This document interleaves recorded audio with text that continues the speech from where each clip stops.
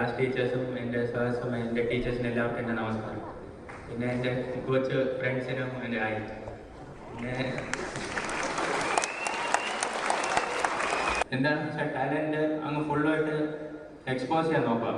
നിങ്ങളുടെ ടാലൻറ്റ്, എനിക്ക് ഒരു ടാലൻ്റ് ഉണ്ട് ക്രിക്കറ്റ് എന്ന് പറഞ്ഞിട്ട്. ഞാൻ ആ കളി ഫുള്ളായിട്ട് എൻ്റെ എനർജി അതിലോട്ട് കൊടുക്കുന്നുണ്ട്. അത് ഞാനൊരു 3-4 മാച്ചസ് ആയപ്പോൾ ടി വിയിൽ കാണിക്കുന്നുണ്ടായിരുന്നു, വോട്ടിംഗ് ലൈൻസ് കാണിക്കുന്നുണ്ടായിരുന്നു. അപ്പോൾ എനിക്കായിരുന്നു ഏറ്റവും കൂടുതൽ പെർസെൻറ്റേജ്. അപ്പോൾ ഓൾമോസ്റ്റ് ഉറപ്പായിരുന്നു എനിക്കായിരിക്കുമെന്ന്. അത് ഞാൻ പറഞ്ഞ പോലെ കുറേ ആൾക്കാർ തിരിച്ചറിഞ്ഞു തുടങ്ങി. പിന്നെ എന്തായാലും എല്ലാവർക്കും നല്ല സന്തോഷമാണ് ഞാൻ നന്നായിട്ട് ചെയ്തുകൊണ്ട്. അപ്പോൾ അതാണ് ഡിഫറൻസ്. അപ്പം രാഹുൽ സാർ മാത്രമല്ല, രാജസ്ഥാൻ റോയൽസ് ഫുൾ ടീമുമായിട്ട് ഈ IPL 50-60 ദിവസം എനിക്ക് കുറേ നന്നായിട്ട് എൻജോയ് ചെയ്യാൻ പറ്റി. ഈ ലൈഫിൽ മറക്കാത്ത ഈ 50 ദിവസം ആയിരിക്കുമെന്നാണ് എനിക്ക് തോന്നുന്നത്.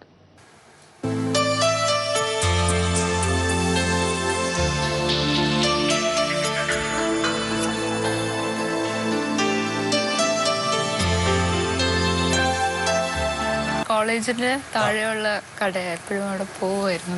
നിങ്ങൾ രണ്ടുപേരും എപ്പോഴും പോയിക്കൊണ്ടിരിക്കുന്ന സ്ഥലമാണ്. അതെ, ഒരുപക്ഷെ ചാനലിലേക്ക് സഞ്ജുവിന്റെ ക്രിക്കറ്റ് പിച്ചിനേക്കാളും കൂടുതൽ സുപരിചിതമായിട്ടുള്ള ഒരു പിച്ച് ഇതാണ് അല്ലേ? അവിടെ പോയിട്ട് മിൽക്ക് ഷേക്ക് ഒക്കെയാണ് കുടിക്കുന്നത്. മിൽക്ക് ഷേക്ക്, ഐസ്ക്രീം കഴിച്ചാൽ ഷുഗർ ഒക്കെ കഴിച്ചു വയറ് ചാടും. അപ്പൊ ഐസ്ക്രീം ഒന്നും കഴിച്ചിട്ടില്ല അവിടെ. അതെ, അവിടെ വെച്ചാണ് കണ്ടത്. പ്രോട്ടീൻ ഫുഡിന്റെ ഇടയ്ക്ക് വെച്ചാണ് കണ്ടത്. പ്രോട്ടീൻ ഫുഡ് അല്ലേ, ഞാനന്ന് ചീറ്റ് മീലാണ് പഴംപൊരി കഴിച്ചുകൊണ്ടിരിക്കുന്നത്. പഴം പൊരിച്ച് കഴിച്ചുകൊണ്ടിരിക്കുമ്പോഴാണ് ചാരുലത അവിടെ എത്തുന്നത്.